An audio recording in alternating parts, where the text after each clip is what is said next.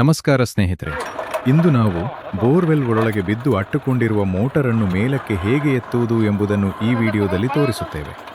ಇದಕ್ಕೆ ಯಾವ ಟೂಲ್ ಬಳಸಬೇಕು ಎಂಬುದನ್ನು ಸಂಪೂರ್ಣವಾಗಿ ತಿಳಿಸುತ್ತೇವೆ. ವಿಡಿಯೋ ನೋಡಿದ ಮೇಲೆ ಲೈಕ್ ಮಾಡಿ, ಕಮೆಂಟ್ ಮಾಡಿ. ಈ ಮೋಟರ್ ಸುಮಾರು 100 ಅಡಿ ಆಳದಲ್ಲಿ ಅಟ್ಟುಕೊಂಡಿದೆ. ಅದನ್ನು ತೆಗೆಯಲು 20 ಅಡಿ ಉದ್ದದ 5 ಪೈಪ್ಗಳನ್ನು ಜೋಡಿಸಿ ಒಳಗೆ ಇಳಿಸುತ್ತೇವೆ. ನಂತರ ಆ ಸಾಧನದ ಮೂಲಕ ಮೋಟರನ್ನು ಮೇಲಕ್ಕೆ ಎತ್ತುತ್ತೇವೆ. 200 ಅಡಿ ಕೆಳಗೆ ಬಿದ್ದು ಹೋಗಿದೆ. ಈಗ ಅದನ್ನು ತೆಗೆಯಲು ಮತ್ತೆ 100 ಅಡಿ. ಈ ಮೋಟರ್ ಸುಮಾರು 100 ಅಡಿ ಆಳದಲ್ಲಿ ಅಟ್ಟುಕೊಂಡಿದೆ. ಅದನ್ನು ತೆಗೆಯಲು 20 ಅಡಿ ಉದ್ದದ 5 ಪೈಪ್ಗಳನ್ನು ಜೋಡಿಸಿ ಒಳಗೆ ಇಳಿಸುತ್ತೇವೆ. ನಂತರ ಆ ಸಾಧನದ ಮೂಲಕ ಮೋಟರನ್ನು ಮೇಲಕ್ಕೆ ಎತ್ತುತ್ತೇವೆ. ನಾವು ಮೋಟರ್ ಲಾಕ್ ಮಾಡುವ ಸಾಧನವನ್ನು ಒಳಗೆ ಬಿಟ್ಟಿದ್ದೇವೆ. ಈಗ ಮೋಟರ್ ಲಾಕ್ ಆಗಿದೆ. ಅದು ಯಾವ ರೀತಿ ಲಾಕ್ ಆಗಿದೆ ಎಂದು ನೀವೇ ನೋಡಿ ಸ್ನೇಹಿತರೆ.